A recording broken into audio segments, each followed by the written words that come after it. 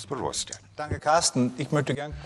Thank you, Carsten. I'd like to look back over the period 8 through 12. In 2008, in November, we communicated that we were going for an organic sales growth, an average sales growth during the period from 8 to 12 of between 3 and 5%, EBIT margin of 14%, and an average EPS growth of 10%. We actually achieved 3.3% growth.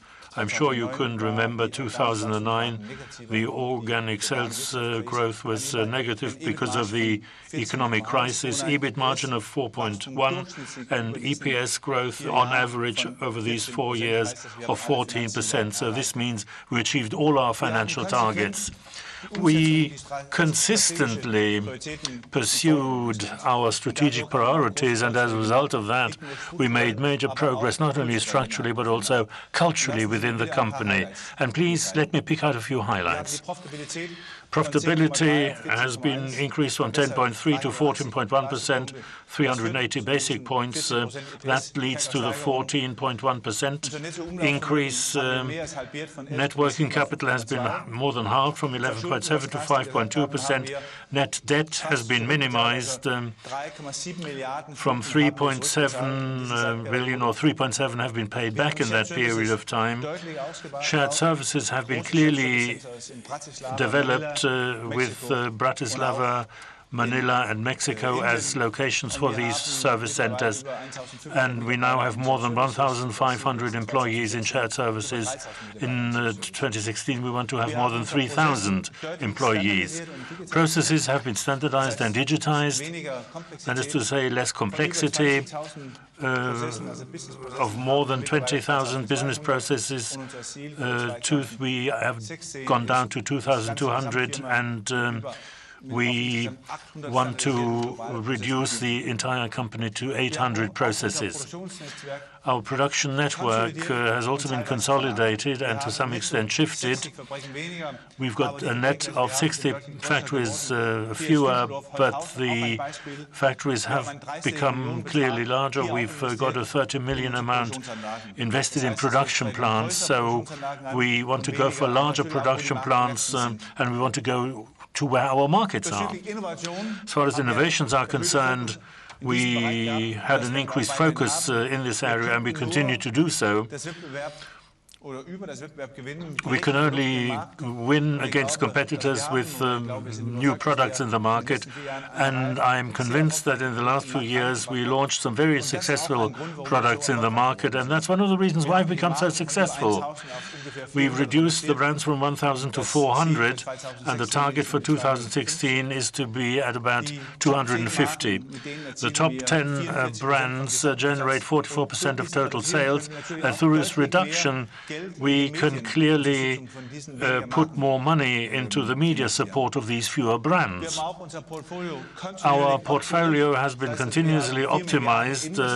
4 billion have been invested with acquisitions, and we also separated out non-core businesses of 2 billion.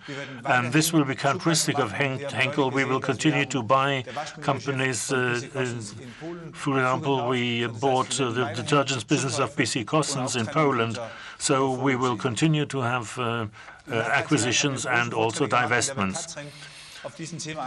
Then Catherine is going to talk about our HR activities.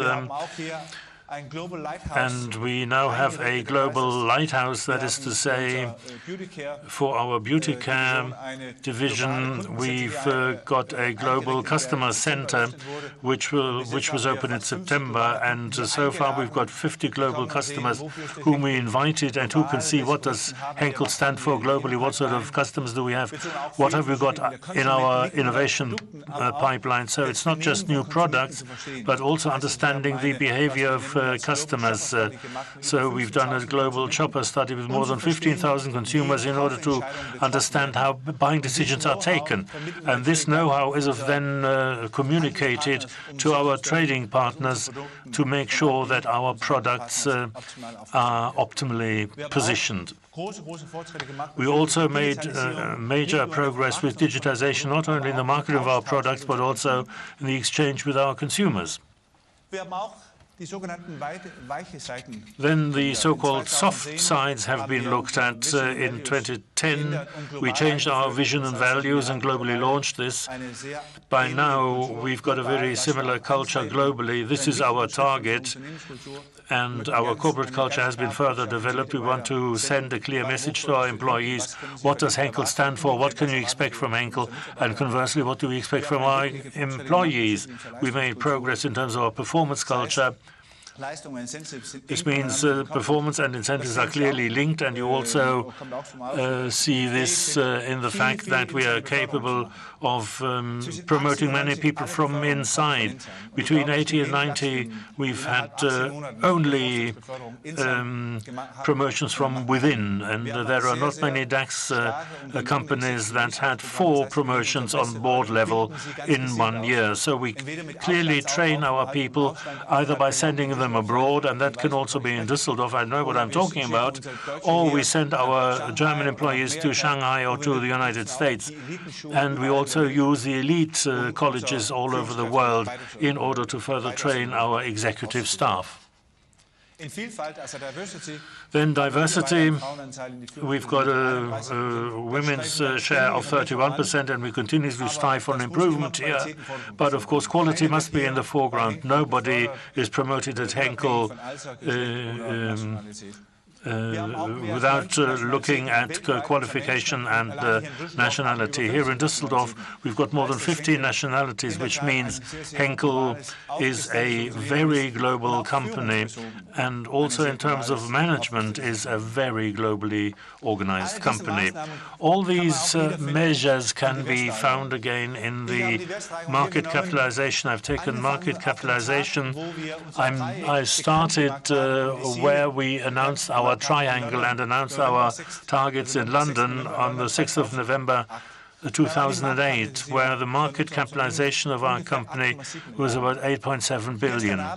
Last night, market capitalization was 27 billion, which means we had a value increase over the last 4 years of 19 billion, I think. An increase of 209% over 4 years is something that not many people can show, because in 2008, Henkel wasn't a bad company either. And then dividend has gone up by 79%, provided that the dividend proposal is going to be accepted at the AGM. But on the whole, our strategy has paid off. Henkel today, in every respect, has become a very much better company. Now I'd like to ask Katrin to talk about our sustainability strategy.